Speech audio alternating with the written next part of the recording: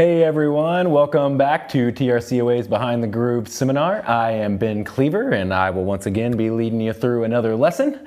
And tonight we are going to be talking about reamping. And so feel free to introduce yourself and ask questions in the chat as we go along. So kind of the big game plan, what we're going to talk about tonight is we're going to take a DI from a guitar recording. And then I'm going to show you the routing of how we're going to send it through the patch bay, back through our snakes, and getting it into our amp. So there's a lot of really good reasons why you would reamp. Like one could be a situation where you just didn't know exactly the tone that you wanted that day. So if you take a DI, we can really take our time to find the tone that we want when we're reamping. And the reason I say it's easier to do that than with like after you have a performance sometimes is that we can really just sit there and tweak for as much as we want with the like the settings on the amp till we get it dialed in exactly where we want without the guitarist having to sit there while you just completely change over and over again how things are sitting in there. And I'm going to show you another tip in there as we go through about how a really good way that you can achieve this quickly in your sessions as well. Even if you're not reamping, you'll be able to use this technique when trying to find the tone you're looking for guitar. So that's what we're going to be going through tonight. So first off, I'm going to go ahead and the first thing I'm going to do is I'm going to track a DI section, and then I'm going to sit like just so we go ahead and have that, and then I'm going to talk about the reamp box and how we're going to route that and all that whole process. But the first thing we need before we reamp a guitar signal is to get a clean DI. This would be the same thing if you're trying to reamp a bass. You can do that. Now reamping is not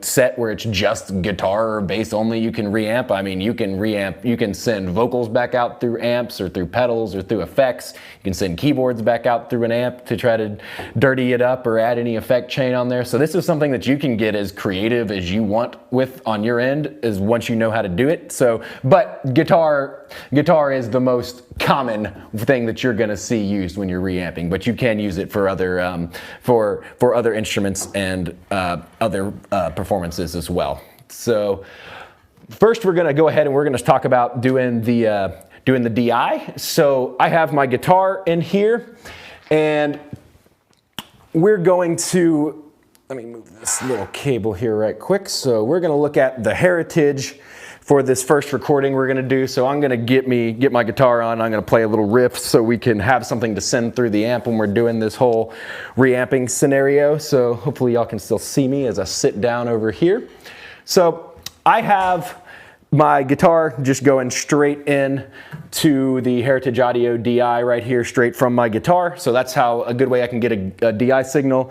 Otherwise, anyone else who is, if you have another way, if you're not doing it straight into the preamp, you would have to go through a DI box and then plug into a snake, which I'm gonna have a DI box just so y'all can see it through this. We may have another lesson where we talk about just DIs once we do that. But let me go ahead and record enable my DI over here so I can make sure that I'm getting signal, and I'm going to dial that in right quick where everything's feeling good on my levels.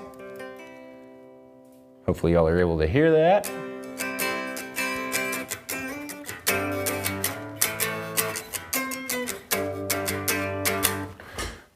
And that DI looks pretty good where it's at right there. Let me see if I thicken it up just a tad bit more. Nah, it's more than I want it to be. It just got a little bit crispier than I want. I want the DI to be really clean. Turn this up just 1 second here so I can hear it just a little better, and then I'll put it right back down so I can make sure my tone feels good.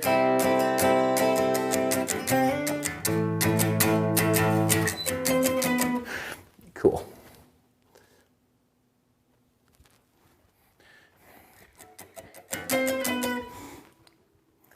Let me turn that back down. Let me do a couple of passes on this so we got this sent in, and we'll get our DI recording happening right here.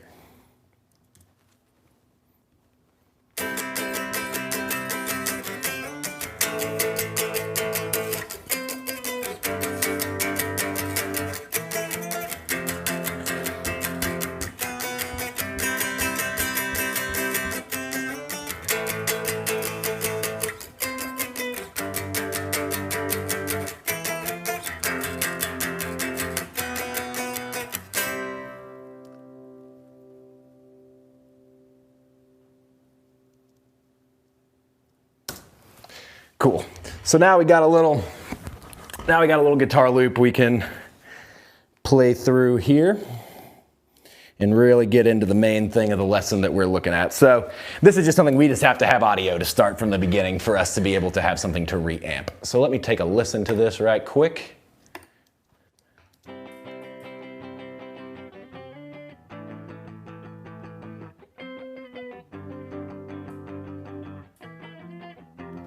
That one doesn't feel too good.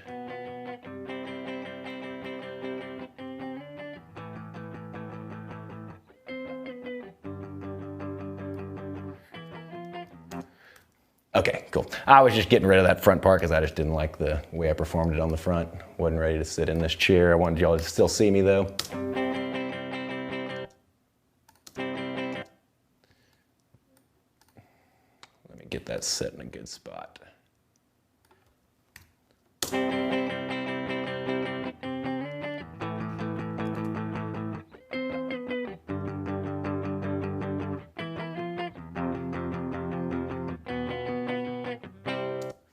Cool, so let me stop that there. We'll just have a little loop that we have now. So now that I got my audio set, now I got a loop that we can just run over and over again, and then we can really get into talking about what's gonna happen with our reamp here. So first thing, we got our clean signal. So I'm gonna go ahead and disconnect this radial amp box, and I'm just gonna talk about it for just 1 second. Try to get where y'all can see this a little better. So this is our ReAmp box. Let me see, I want to make sure this thing's a little bit behind. I want to make sure I'm at a good angle here for this thing. So this is the XAmp box, just for y'all that don't know. It's different than a DI box, so it's actually powered. It's gonna have an actual power slot in the back here that we're gonna plug an adapter in. It comes in a box here that has the XAmp in it. 1 second. For those of you who are students that are at this studio, you'll see it in this zebra case in the mic locker. So that is where you will find this the radio box. And then it also does have a little adapter that you can use as well. But talking about the actual XAmp box here is we have our power slot, as I said before. Then we have our input here, which is actually going to be different. That's why it's kind of reversed on the input that's going in from this, which as you can see, it's actually plugging in the male end, which normally when you're going into the input of a microphone, you're coming in from the female side. So so I want y'all to be aware of that. We also have a ground lift back here if we're having any hum or buzz going on. Then over in the front of this, we actually have our level knob, which this is controlling how much gain I'm actually sending into the amplifier. So that's how strong the signal is. And then I actually have 2 different isolated outs. So technically, if you have a clean DI and you have 2 amps that you're trying to do, you could send this out to 2 amps at one time. Now tonight, we're just gonna send out of one of these and send it to 1 amp, just so y'all can know how to do this process and how to use it. But that's kind of just a quick overview of what we're looking at on this. This also has a phase flip option on this ReAmp box as well if we need to use that. So I'm going to set this up from in the control room. So I'm going to go plug this in with the power adapter. Whenever you do have the power adapter on, you'll see there's a little light here, and this green light will light up. So that's how you know that we have power on the XAmp box once it's set up.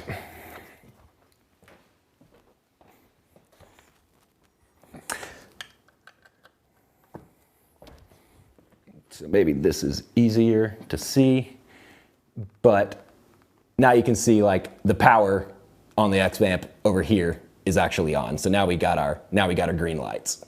So let me set this back this way. It may be easier for me to look at this with these cables. So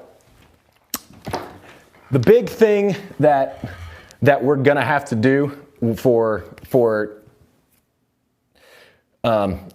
to get it to the ReAmp box, which is probably something different than a lot of y'all have had to do, is we actually have to send the audio back out of Pro Tools, out of the computer to the amp that we're trying to talk to, right? So that's going to be one thing that y'all may have not seen before. So we're actually going to be routing out of the patch bay and going into that DI box and sending that signal back through the patch bay into the ISO A booth where I have the amp, which we're about to look at here in just a second.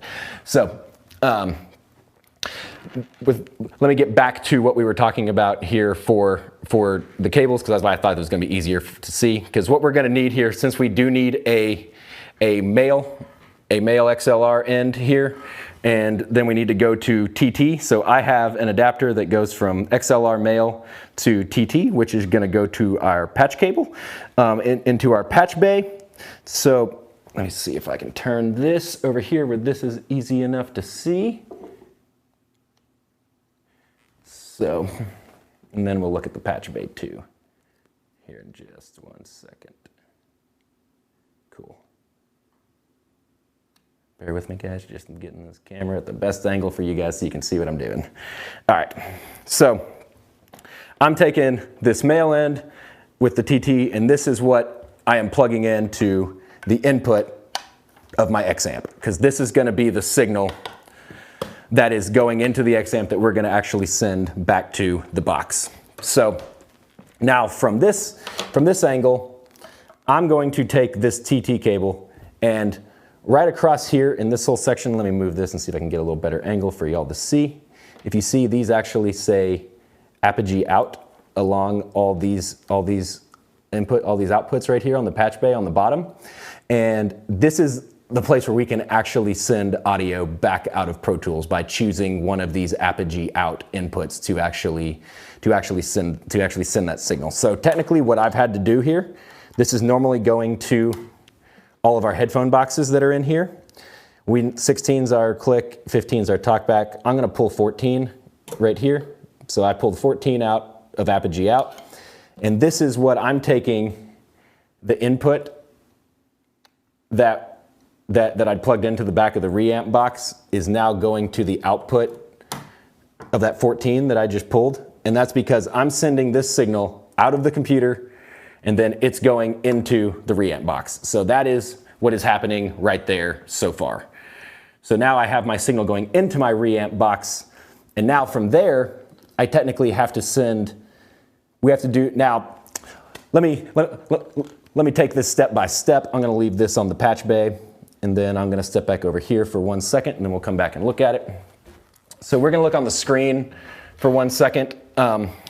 So there's two different ways that we can decide to send this signal out. So we can either use the actual sends menu right here, which makes perfect sense. We can, when you choose a send and you and whatever bus or wherever output you're sending that to, it's literally sending that signal to another spot, just as it says, it's a send. Now, another option you can do is we can technically click on the output and choose the exact output we wanted it to come through. Now, I like to use the sends anyway, because I can just mute the other, channel, and no matter what, I'm only hearing the mic signal that I'm going to look at.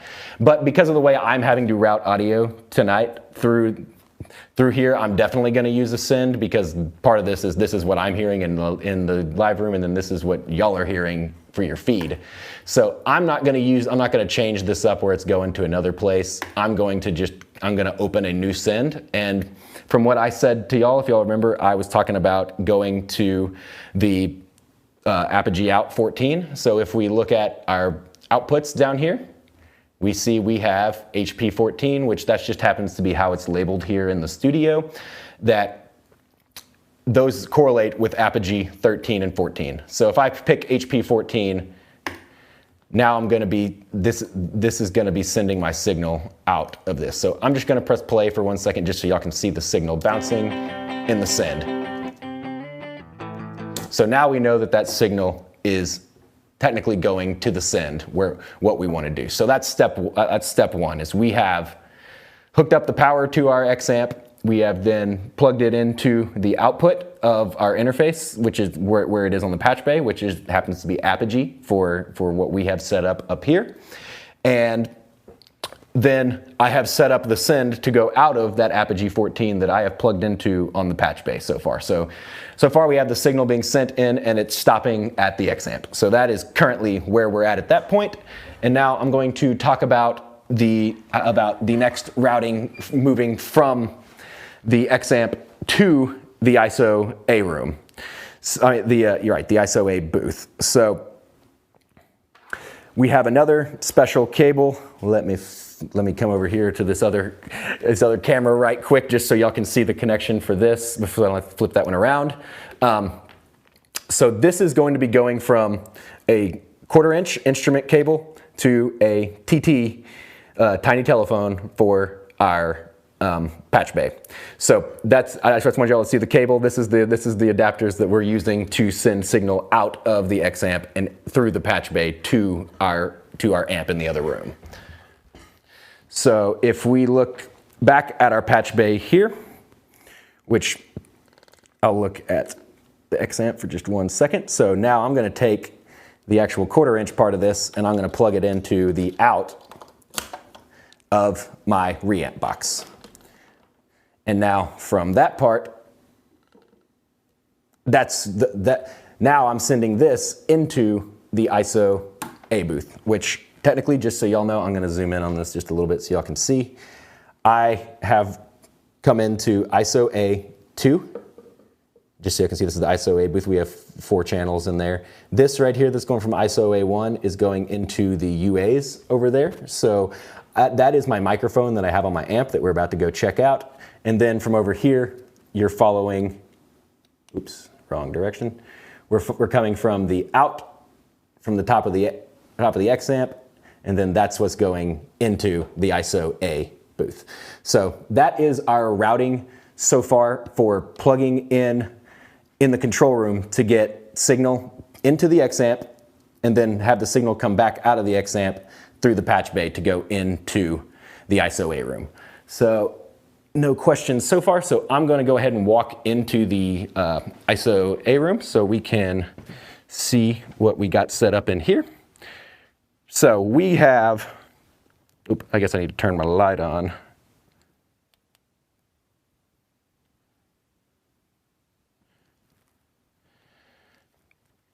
Oops, it's turning the wrong way on me. This is not doing what I want it to do.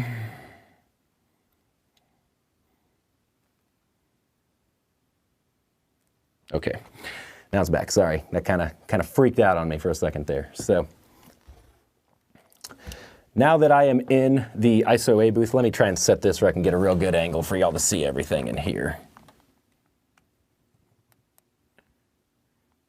Okay, now I'm back.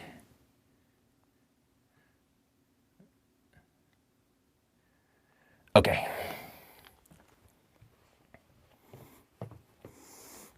Okay, so I'm going to move this for 1 second. So I have my snake in here where I have 4 inputs, 1, 2, 3, and 4.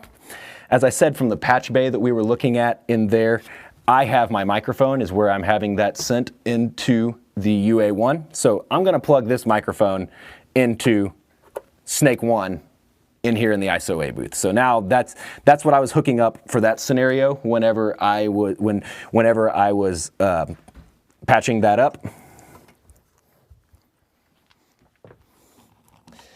And now what I need from here, yeah, I don't know how to do it.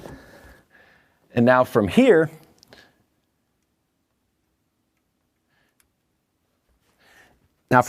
I'm going to come out of ISO A2, and this is going to go into a DI box. And the reason I'm doing this is because I got to go from whenever we're sending a signal into the patch bay, I'm taking it from, I'm taking this signal from this snake here, which is mic level, and I need to come back out and go into my amp for instrument level, which if you remember our levels, we have mic levels the lowest, then instrument level, then line levels the hottest. So I have my DIs can go either direction, so don't worry about that. I'm just plugging in from XLR in to the XLR in, even though it's output here. And then I'm coming back through the input on this DI, and then I plug that into my amp. And then I can turn the amp on. Now I do have a little bit of buzz on here. Sometimes when I hear buzz, we can ground lift stuff, so there's a little bit of a ground lift on that one. Let me go check the other ground lift right quick on the actual X amp.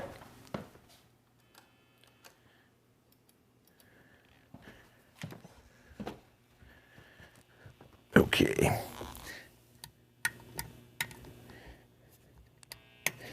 Okay.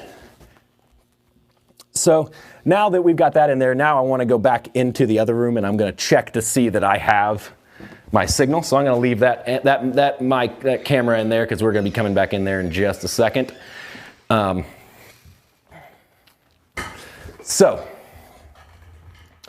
as we said before, now that we're looking at the screen, we have our send set where that's going to out of Apogee 14, which is what we have coming out of the patch bay. That's going into our XAmp, which is now going back through the patch bay, coming out through the snake and hitting our DI in there, which has been plugging into our amp. I know it's a little bit complicated on the routing side of it, but that's the best way for us to be able to send this through here, and we have control of my signal from the control room in here. So now to test that, I want to turn on, I'm going to go ahead and mute my actual DI channel because I don't want to hear that in here anymore. That's why I have the send and I have it pre-fader. So when I have it pre-fader, I'm not going to hear it even, like this is still going to send the signal through my XAmp, but I don't have to listen to it in here because I want to hear it from the microphone. So I'm just going to turn this on for just a second. I'm going to turn input monitoring on just so we can hear that the signal is coming from the amp now.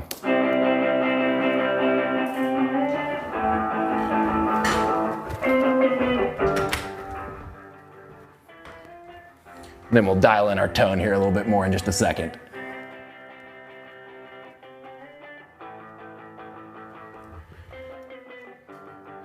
So now, what we have seen is that we have successfully gotten our signal from the control room where I have my DI sent out of the computer and into the amp in the other room where I'm physically sending it back through a microphone to be recorded in Pro Tools, so now that's our full setup, which allows us to completely now I can go in there and we can mess with the tone until we get what we want. So that's going to be the first, that's what I'm about to go do now. Okay. So now that I have this signal sent, and for this purpose, it's already good because I already have a loop set. Setting a loop's really good because now I'm going to show you all a method that's really good for helping to find the best tone that you're looking for in the amp for what you're going for. And I'm going to talk a little bit more about the amps too as we're in there. So I'm going to go ahead and loop. I'm gonna go in there and talk about amplifiers for 1 second, and before I loop this, so y'all just don't hear this music the entire time in the background, and then we'll start doing the loop and showing you how the technique that I'm talking about works. So I'm gonna go back into the ISO A room.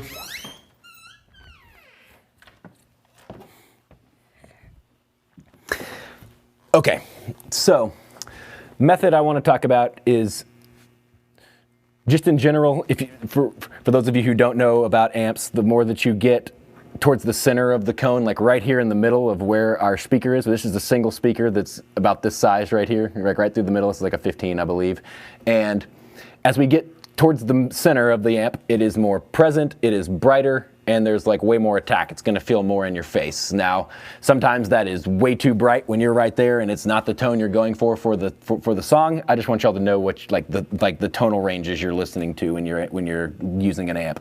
The farther we get away from the center of the cone, the darker the tone gets and the little less aggressive and in your face it gets. It gets a little more mellow the farther we get away, and I'm going to show this to you as well here in just a second after we do the ReAmp. So in general, for those of you who have had me in class, I've talked about a really good starting spot whenever you have a microphone by itself and you just want to get a good sound for the amp out the gate, is to split the center cone and the outer cone. There's like a little line right there, and if you just kind of split the mic right there, it's going to give you a pretty good line of both kind of the part of the mellower side and the bright side combined. And then once you've heard that tone and you hear it, you can either go, okay, that's the spot I want it to be, or okay, I need this to be a little darker. Okay, I can move my mic a little bit to the left, or actually I need this part to be a little brighter because this part's going to be super spanking clean and I want it to be, jangly and sparkly, and I might move it a little more towards the center. It's just kind of a good spot to get your little basis, and then you can move there depending on what you need. Now, there's times we can hear that stuff whenever we're sitting in the control room and, you know, we've moved the mic and we listen to it in the room like, okay, we like that. Okay, let's go move that. Now, what if you've done this a bunch and you just keep walking back and forth and you're like, man, I'm not getting the tone I want because I'm not in the room with the amp. So there's a method here. What we're gonna do is I'm gonna show y'all is we can use our headphone boxes. You put a pair of headphones on, you have that play and you listen in the headphones, and then I can move the mic around the whole time until I find the exact spot that I want, the tone to be.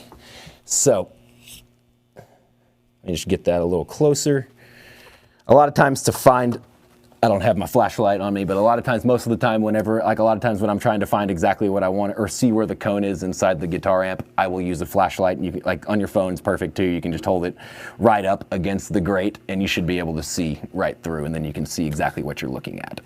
So let me hop back in the control room right quick, send the signal through, and then I'm going to get in the headphones and I'm going to move this around a little bit so y'all can hear what I'm hearing whenever I'm moving the mic from dark to bright, and then I'm going to pick a good spot and then we'll record from there, okay?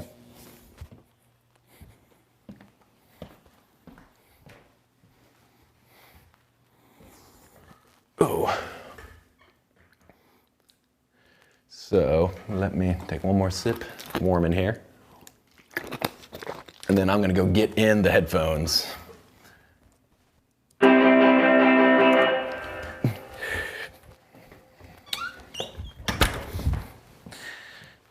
much back and forth. I didn't want to hear that here in the room. I just wanted to get my gains close so I'm not blasting anybody out whenever I'm moving this mic around.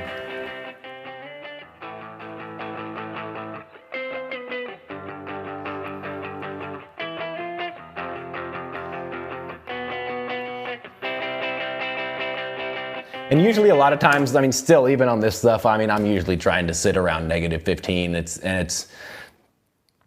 It's more because I'm just trying to give myself as much headroom as possible whenever I'm building out my mix, because in digital world, we can make stuff as loud as we want. So now that this is all set up, I'm still gonna keep it on input monitor until I get this where I want it to be. So we're gonna loop this, I'm gonna go in there, and then we're gonna listen to the mic movements around here and how, and what I'm hearing as I'm doing this.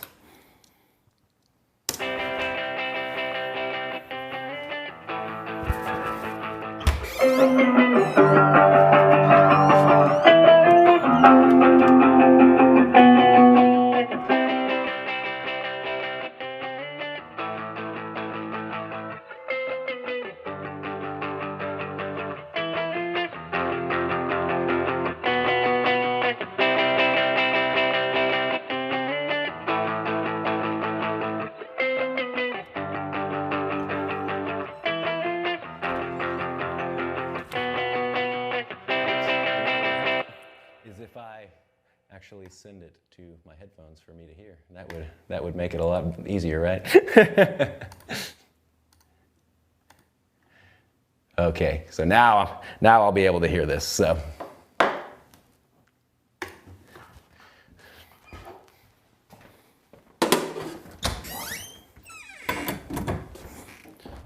try this one more time, and then we'll go get this in the right spot now.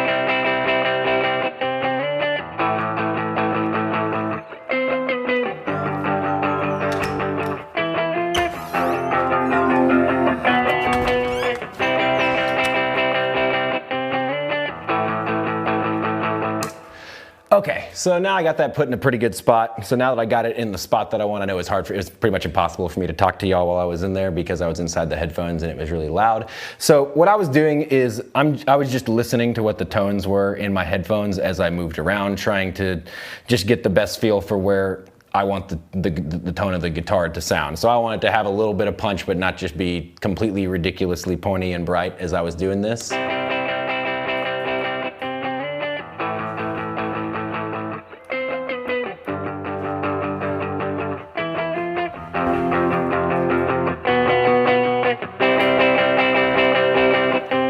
So now that I got my signal completely set and going all the way through this, now once I have it set where I want, if I need to make any adjustments to level or anything, it's playback, so I always gotta.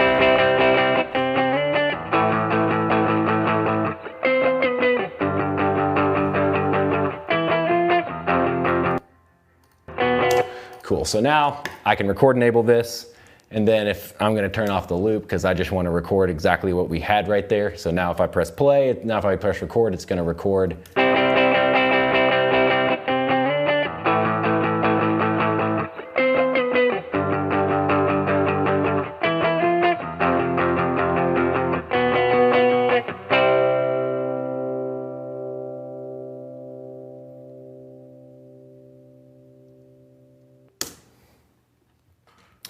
Cool, so now I can listen back to what I have there.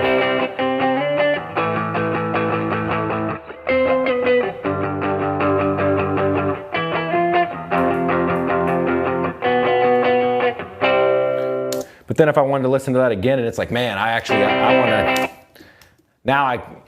I like the way that sounded, but let me try, I wanna try to do one where it's a little bit, where it's not quite as bright as this one. So we can make a playlist, which if y'all remember how to do new playlist, blank playlist is control backslash. The backslash is right above return on your keyboard. And then I have another playlist there. So if I go back in here in the A room, I'm going to move this mic just a little bit to the left. As I was saying before, if we just slightly move this guy, that's going to darken it up a lot, even just moving that far from what I did.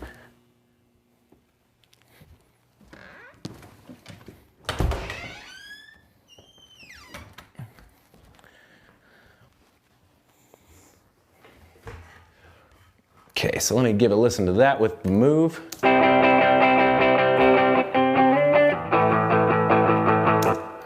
So now that I've made that movement, now I can hit 3 again, and now I'm gonna record. Without having to click, just so y'all know, the quick key for that is Shift R on any track that you have highlighted. It will turn on record mode. So I'm gonna record this now.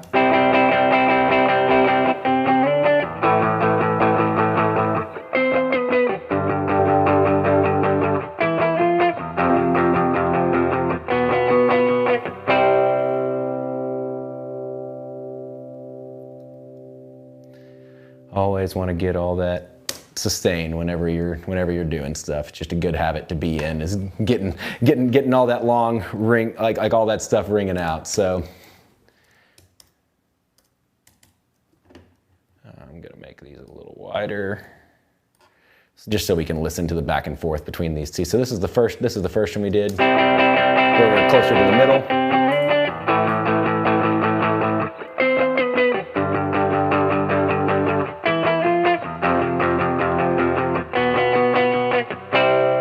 So that's a little more towards the middle. This is going a little more towards the, I moved about an inch, to the left, or 1.5 inches to the left from there. So it's a little bit duller, not quite as bright.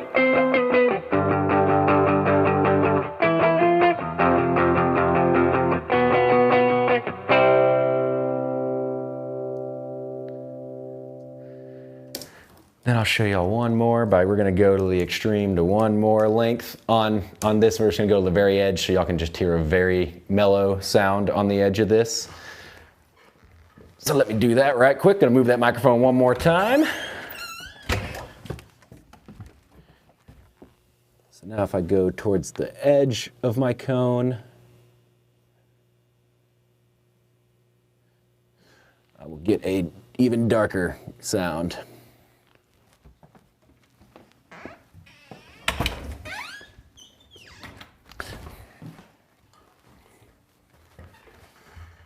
Let me take a listen right quick.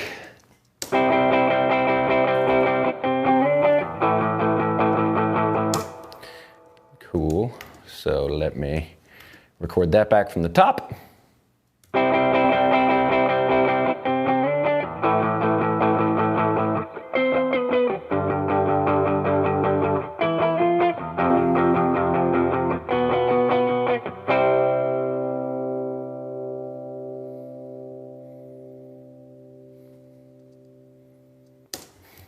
Cool, so now that we got that, we can really hear the difference now between all our different takes.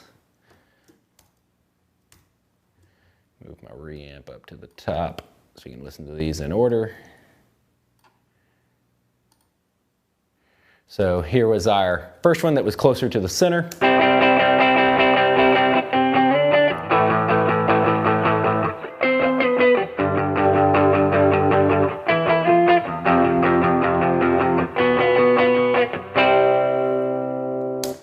Cool, then here's the one that's a little bit farther to the left.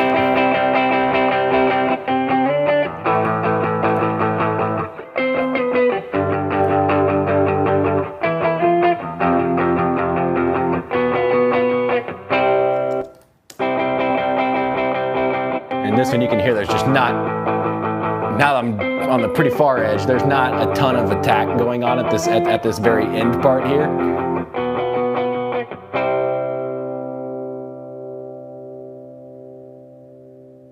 Cool.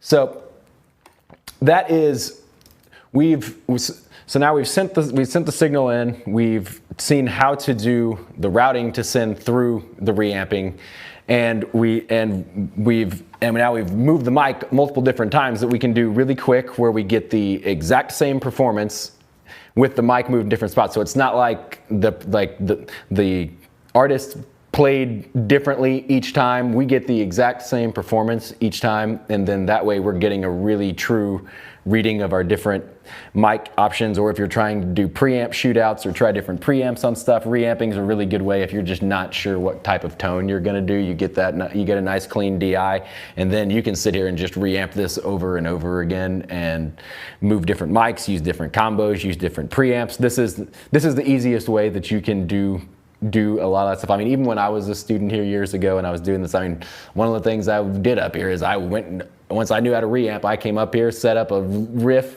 did a reamp, and I went through and created a template where I created a session where I went through every preamp with a mic setting and then moved the mic to another setting and just did that so I could hear all the different, just what different mics and different preamps sounded on the exact same kind of pieces. So that's something you can absolutely try yourself. I mean, that's something you can do by yourself, put some lab time in and come up here and try that out. So that's one way we can, so that is reamping guitars. I was gonna see if we had I'm just gonna look in Finder right quick and just see if there's like an acapella or something on here, and I can show y'all what what you can do just creatively with like vocals or anything like that. Let me just see right quick if there's anything that we have going on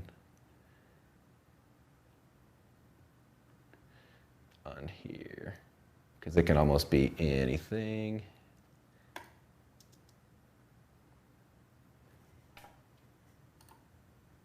Nope, nothing there.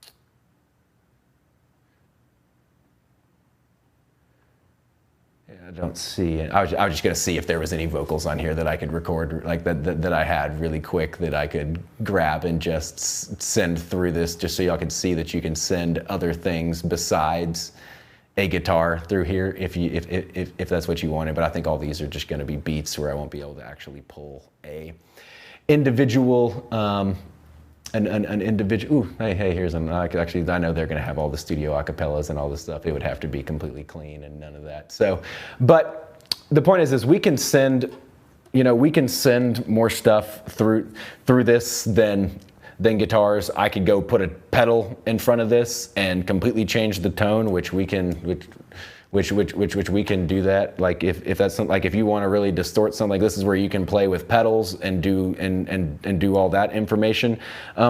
Does anyone that's watching, do y'all feel good about it? Is there any questions about how the routing went, or how I have set up any of this information or sending through it? I mean, the most complicated thing on the whole reamping thing is making sure that you're getting your routing correct and you're doing the proper sends out, and that's matching up to what send you're to what output you're coming out of the patch bay, and then that you're going back through to the right snake in the ISO A room.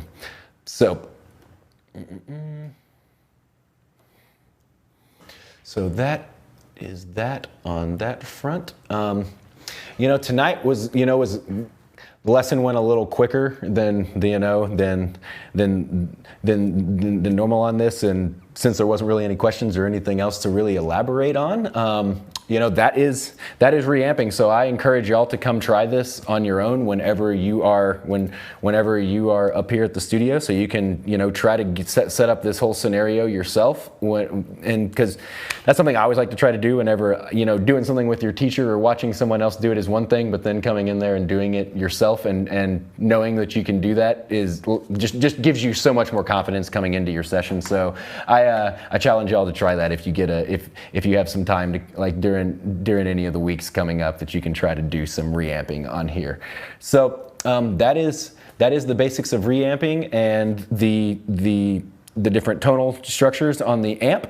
So if there's no other questions, thanks everybody for watching tonight. If you are enrolled, please go to the seminars tab on the my.trcoa website and take the quiz over tonight's lesson. If you need to book one-on-one time with me to answer questions, please send me an email or a text and I can schedule a time with you. If you aren't enrolled, please go to trcoa.edu to find out more information. And as always, subscribe to our channel, and we will see you all next time, and y'all have a great rest of the week, and we'll see you then. Later.